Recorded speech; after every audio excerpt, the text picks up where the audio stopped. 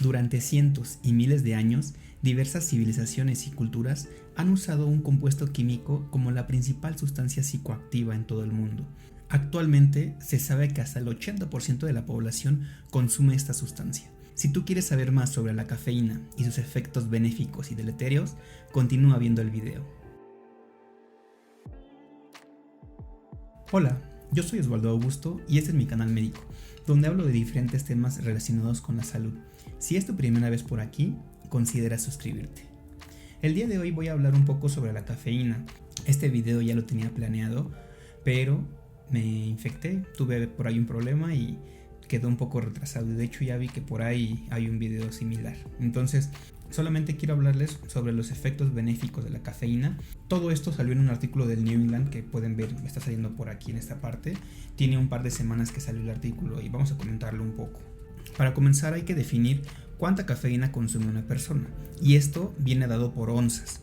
En esta parte está saliendo el equivalente en onzas. Como pueden ver, una onza equivale a 29.5 mililitros, más o menos 30 mililitros.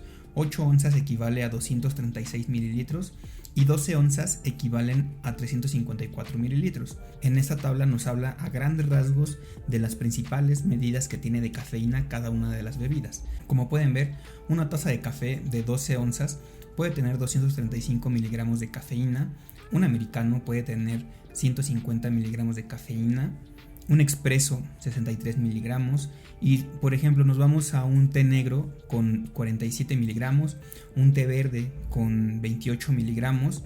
Las bebidas energéticas son una fuente de cafeína que a veces es un poco peligroso porque al consumirlas el cuerpo no logra desarrollar una tolerancia, incrementan muy rápido los niveles de cafeína y pueden llegar a ser tóxicos. Como pueden ver, en promedio una bebida energetizante contiene 80 miligramos de cafeína, aunque puede llegar hasta 200 o más alto.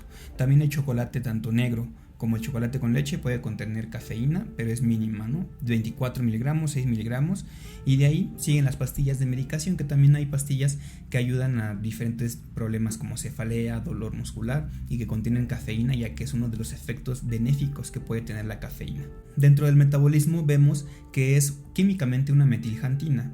La cafeína se absorbe completamente 45 minutos después de haberla absorbido, y es importante conocer esto, tiene un pico sérico a los 15 minutos que va en promedio de 15 a 2 horas. Aunque esto va a ser muy variable de persona a persona, ahorita vamos a hablar porque la ingesta de tabaco puede incrementar los niveles de cafeína, y también es importante saber que la cafeína atraviesa la barrera hematoencefálica. De esto derivan muchos efectos benéficos de la cafeína que ahorita comentamos, y es importante saber que se metaboliza en el hígado por la citocromo P450, específicamente la citocromo 1A2. Más o menos la ingesta total de cafeína es la que pueden estar viendo aquí. De 15 a 19 años la ingesta de cafeína es aproximadamente 24.9% de café, 27.9% de té, algunas otras bebidas 32%, bebidas energetizantes un 10% y otras bebidas el resto.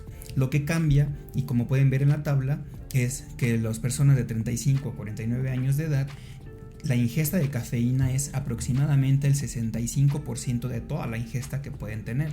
El té 16%, otras bebidas 16%, y aquí disminuye, ¿no? Bebidas energetizantes ya es el 1% y el resto equivale a un 2% adicional.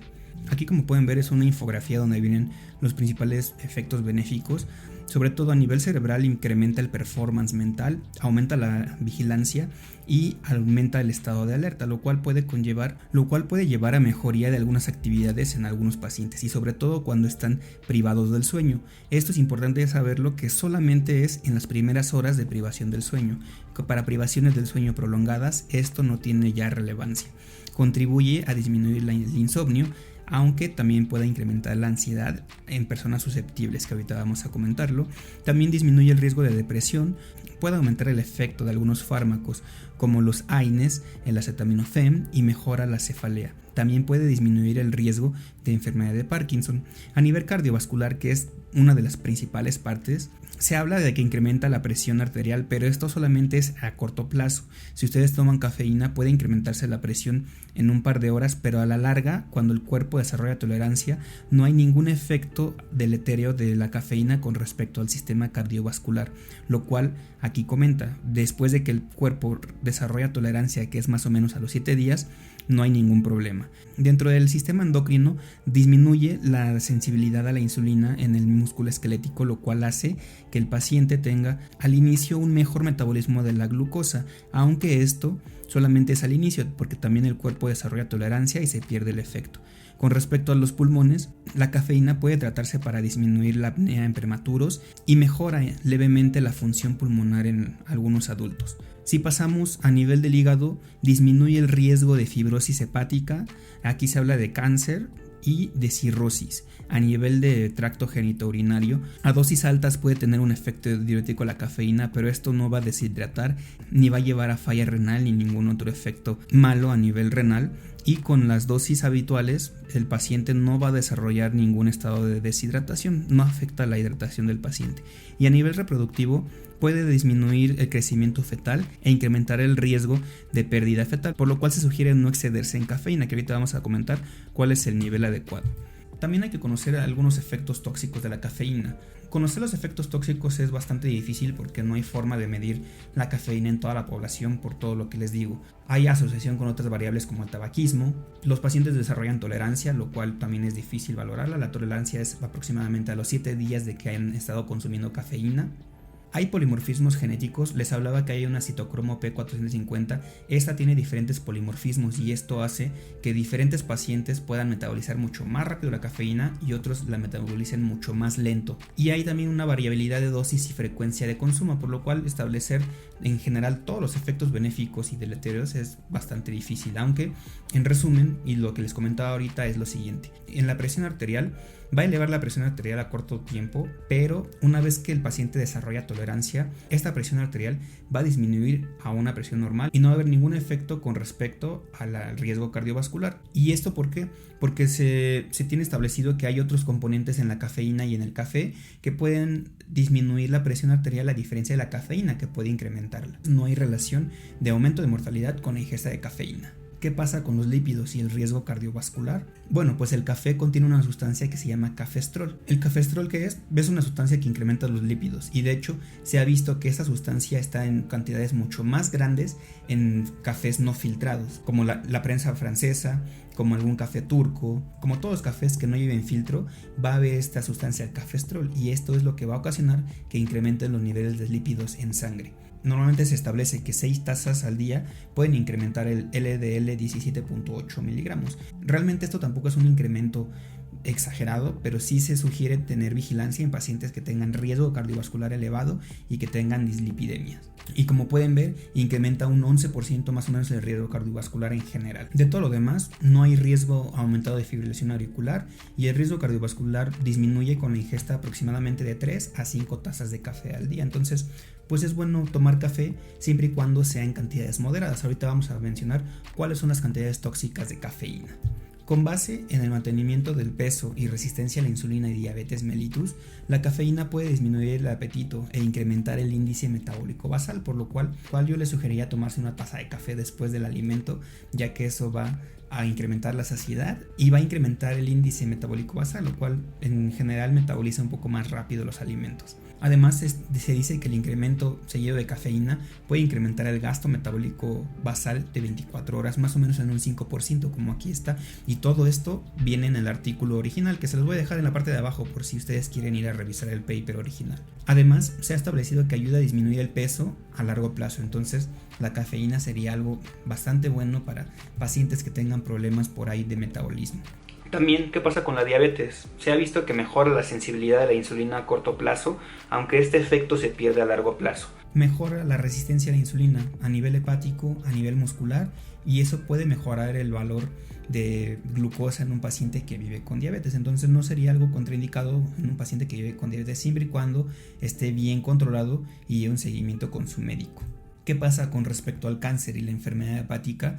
El consumo de café se ha visto que no está asociado a enfermedades neoplásicas. Por ahí hay un par de enfermedades neoplásicas que voy a comentar, que es el cáncer de endometrio y el carcinoma hepatocelular, aunque con respecto al hígado disminuye el riesgo de fibrosis y de hecho lo mejora. Un paciente que tiene fibrosis puede consumir cafeína y esto mejora su condición clínica de fibrosis, además de que también hay disminución del riesgo por cáncer de melanoma, cáncer de mama y cáncer de próstata. Entonces aquí tenemos otros efectos benéficos de la cafeína. ¿Qué pasa con respecto al aparato genitourinario, al sistema renal?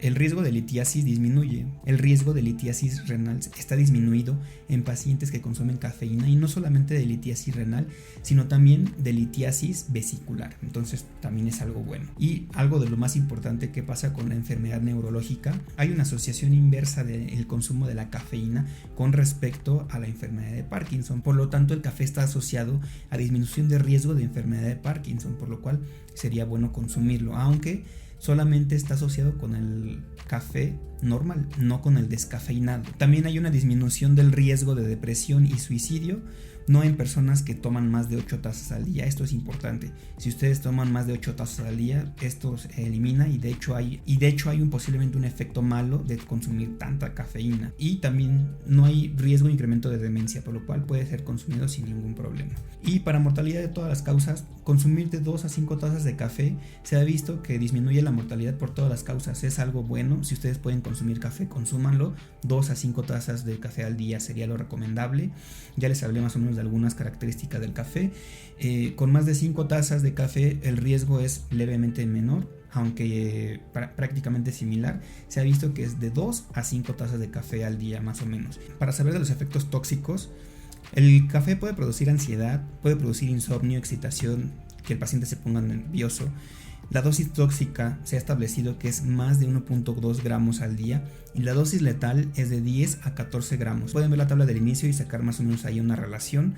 La dosis tóxica media es de 180 miligramos por litro, aproximadamente 8.8 gramos. Esta dosis tóxica rara vez es por café o té, ya que si ustedes sacan más o menos un cálculo, requerirían 75 a 100 tazas de té o café al día para poder llegar a un efecto tóxico. Estos efectos tóxicos son sobre todo por la ingesta de tabletas, por la ingesta de algunas bebidas energetizantes que llevan a poca tolerancia del paciente y a desarrollo de los efectos deleterios. Entonces es importante conocer esto. Una dosis tóxica de café requiere 75 tazas por lo menos, entonces posiblemente hay alguien que tome demasiado café, pero no a esas cantidades. Y la ingesta esporádica de bebidas realmente lleva a una baja tolerancia. Les recuerdo, la tolerancia se desarrolla en 7 días aproximadamente después del consumo diario de café. Entonces, si ustedes llegan y se consumen 3-4 bebidas energetizantes, no van a desarrollar tolerancia y puede llevar a efectos tóxicos en su organismo. Y para terminar, ¿qué pasa con el embarazo? Hay estudios que han relacionado el consumo de café con bajo peso al nacer y mayor riesgo de abortos, por lo cual se ha visto que se tiene que delimitar la ingesta de cafeína en mujeres embarazadas y la ingesta se sugiere en 200 miligramos al día. Entonces, igual con la misma tabla de al inicio, pueden sacar más o menos ahí el porcentaje de café para que lo conozcan. Y como conclusiones tenemos nada más que no hay evidencia de riesgo cardiovascular incrementado. 3 a 5 tazas de café se asocian con una mejor vida, entonces si ustedes pueden consumir eso, consúmanlo. Se sugiere limitar la ingesta de café en todos los adultos a 400 miligramos y 200 miligramos en embarazadas. Pueden sacar más o menos ahí un aproximado con la tabla del inicio. Y siempre recordar que el consumo de té y café es parte de una vida saludable.